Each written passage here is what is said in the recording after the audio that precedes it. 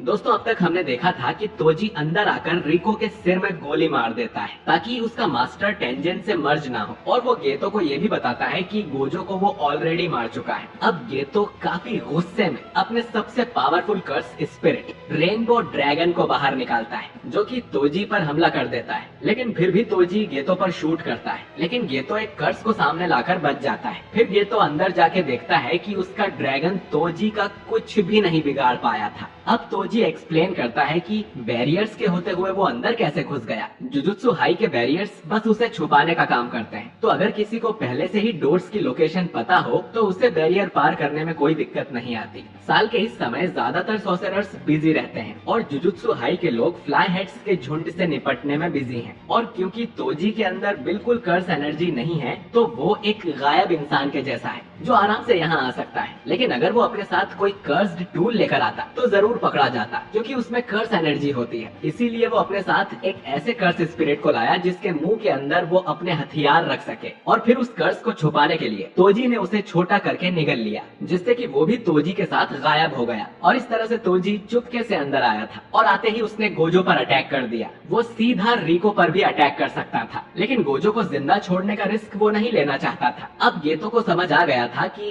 Toji heavenly restriction के साथ पैदा हुआ था और अपनी इंफॉर्मेशन देने से तोजी और भी ज्यादा ताकतवर हो जाता है, ठीक उसी तरह जिस तरह टेक्निक बताने से सॉर्सरर होता है। लेकिन ये तो ये जानना चाहता था कि वो यहाँ टॉम के अंदर तक कैसे आ गया, जिस पर तोजी बताता है कि इंसान अपने पीछे कई सुराग छोड़ता है, जैसे पैरों के निशान या शरीर की स्मेल। हेवनली पैक्ट के कारण तोजी के बाकी 5 सेंसेस काफी स्ट्रॉन्ग हैं, तो वो आसानी से इनका पीछा करके यहाँ आ गया। ये तो पूछता है कि रास्ते में मितासो मिली होगी, जिस पर तोजी बताता है कि वो पक्का नहीं कह सकता कि वो औरत अब तक जिंदा बची होगी या नहीं। अब गेतो का ड्रैगन फिर से तोजी पर अटैक करता है। साथ ही गेतो कुछ छोटे कर्सेस को मशीन गन की तरह भी तोजी पर फायर कर रहा था। फिर वो एक जायंट कर्स को भी समन कर लेता है, लेकिन फिर तोजी अपनी कटाना से रेनबो ड्रैगन को चीर देता है, जो देख गेतो को यकीन नहीं होता, क्योंकि ड्रैगन की स्किन तो उसके सभी कर्सेस में सबसे ज्यादा मजबूत थी। वहीं तोजी गेतो की कर्स मैनिपुलेशन टेक्निक से ज्यादा इम्प्रेस नहीं होता। पर अचानक ही एक दूसरी स्पिरिट तोजी को अपने इननेट डोमेन के अंदर फंसा लेती है।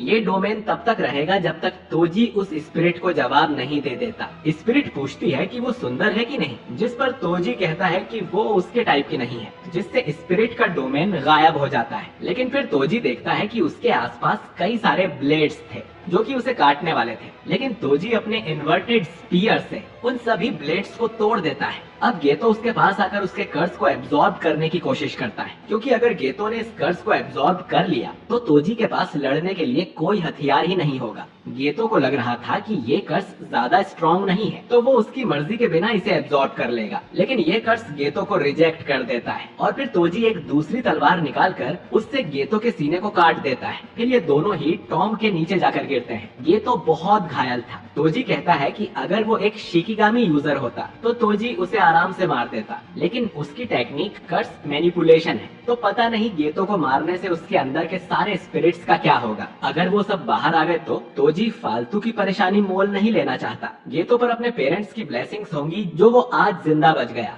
लेकिन इतनी सारी ब्लेसिंग्स और पावर्स के बाद भी ये लोग उसके जैसे मंकी से हार गए जो कर्स्ड टेक्निक भी यूज नहीं कर सकता। तभी ब्लेसिंग्स से तोजी को याद आता है कि मेगुमी उसके बेटे का नाम है। जी हाँ दोस्तों, तोजी मेगुमी फुशिगिरो का फादर है। खैर, दूसरी तरफ हम गोजो के हाथ को हिलता हुआ देखते हैं, यानी कि गोजो अभी भी जिंदा है। इसके बाद तोजी स्टार प्लाज्मा वेसल यानी रिको की लाश को स्टार रिलीजियस ग्रुप के हेडक्वार्टर्स में ले जाता है, जहां पर इनका प्रेसिडेंट रिको की लाश देखकर खुश होता है और कहता है कि इस काम का तोजी को एक्स्ट्रा पेमेंट मिलेगा। वो आगे बताता है कि मास्टर टेंजन ने ही नारा पीरियड में जुजुत्सु सॉर्सरर्स की स्थापना की थी और जापानीज बुद्धिज्म को फैलाया था, लेकिन जुजुत्सु सॉर्सरर्स और रिलीजियस लोगों की आपस में कभी नहीं बनी, जिससे टाइम वेसल एसोसिएशन का जन्म हुआ, जिनमें कोई भी कर्स यूजर नहीं है और वो बिल्कुल भी नहीं चाहते थे कि उनके गॉड मास्टर टेंजन का मर्ज किसी अपवित्र इंसान से हो। इसीलिए उन्होंने तोजी को हायर किया ताकि वो रिको को मार दे, और इसका जो भी अंजाम होगा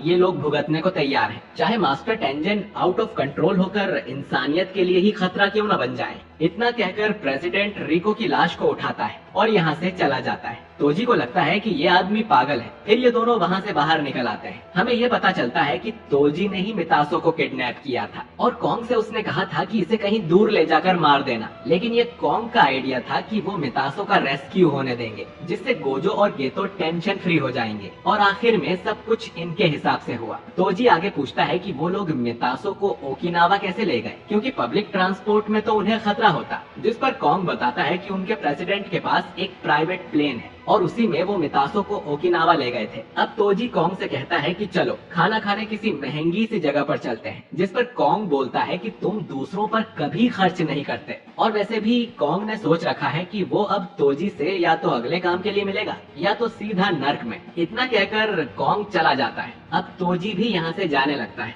लेकिन रास्ते में ही उसे गोजो खड़ा मिलता है। वो उसे जिंदा देखकर काफी हैरान हो जाता है। गोजो एक्सप्लेन करता है कि जैसे ही तोजी ने उसकी गर्दन पे वार किया था, वैसे ही गोजो ने अपना सारा फोकस रिवर्स कर्स्ड टेक्निक पर लगा दिया था, जिससे कि वो खुद को ठीक करके हील हो गया। लेकिन यह पहली बार था जब गोजो रिवर्स कर्स टेक्निक को यूज कर पाया था। तोजी ने सिर्फ एक गलती कर दी थी। अगर उसने गोजो का सिर धड़ से अलग कर दिया होता तो गोजो आज जिंदा नहीं होता। साथ ही रिवर्स टेक्निक और लिमिटलेस टेक्निक यूज करने से गोजो का दिमाग थोड़ा चल सा गया है और वो बड़बड़ करता ही रहता है कि कैसे मौत की कगार पर होने से उसने रिवर्स कर्स टेक्निक यूज करना सीख लिया और उसने कर्स्ड एनर्जी को पूरी तरह से समझ लिया है। अब तोजी गुस्से में फिर से इन्वर्टेड स्पीयर निकालता है और कहता है कि लड़ाई तो अब शुरू हुई है।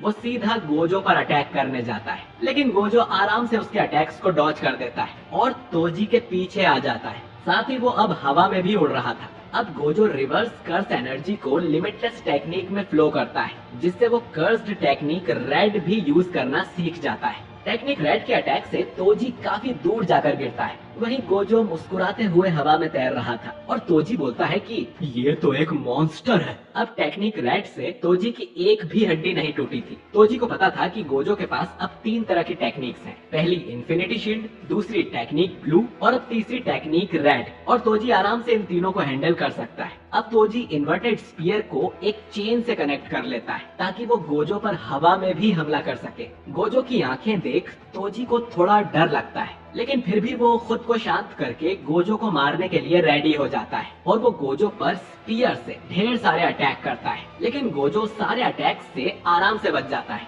गोजो रिको से माफी मांगता है क्योंकि उसके मन में बदले की भावना नहीं है, उसे बस अच्छा फील हो रहा था। धरती से लेकर स्वर्ग तक सिर्फ वो ही सबसे महान है। गोजो आगे कहता है कि टेक्निक्स की इंफॉर्मेशन लीक होना कोई बड़ी बात नहीं है। तोजी जेनिन क्लैन से है, इसीलिए उसे लिमिटलेस टेक्निक्स के बारे में इतना कुछ पता है। लेकिन एक ऐसी टेक्निक है जिसके बारे में गोजो क्लैन से भी कुछ लोग ही जानते हैं। ये एक हॉलो टेक्निक है जो कि रेड और ब्लू को आपस में मिला देती है। इससे एक पर्पल टेक्निक बनती है जो कि अपने रास्ते में आने वाली हर चीज का सफाया कर देती है। गोजो अब अपनी पर्पल टेक्निक से अटैक करता है, जिससे तोजी के शरीर का आधा हिस्सा कट जाता है। तोजी की हार हो चुकी थी। तोजी को अब अपनी गलती का एहसास होता है कि उसे गोजो से नहीं लड़ना चाहिए था। उसे ये कहकर यहाँ से भाग जाना चाहिए था कि वो फ्री में कोई काम नहीं करता, लेकिन उसके सामने दुनिया का सबसे बड़ा सॉर्सरर खड़ा था और तोजी उसे हराना चाहता था ताकि वो अपनी जेनिन फैमिली को बता सके कि वो कितना काबिल है, जिन्होंने उसे जेनिन क्लैन से बेदखल कर दिया था। अगर उसने घमंड को साइड में रखा होता तो आज वो हारता नहीं।